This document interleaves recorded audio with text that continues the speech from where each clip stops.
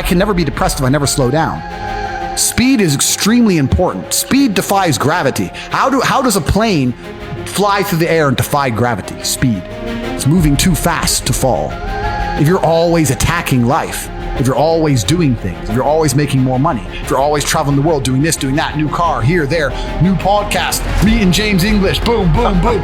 You know, if you're always doing things all the time, unhappiness can't catch you. You think you could slip if you stopped? I don't think I would because of how my mind works, but I also know that speed is a fantastic way to be happy all the time. I'm always looking forward to something. I wake up every day excited.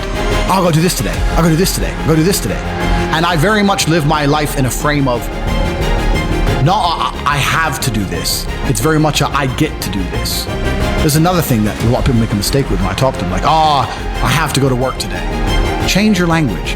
I get to go to work today. Imagine you had no job. It'd be worse, right? Because otherwise you wouldn't be working.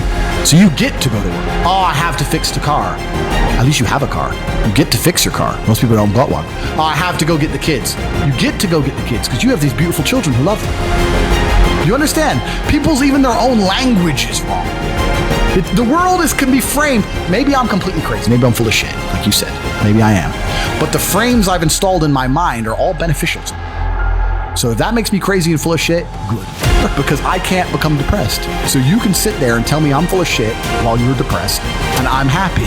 And I would never want to adopt the thinking of a depressed person. So if you're depressed and tell me I'm full of shit, I don't want to think like you anyway.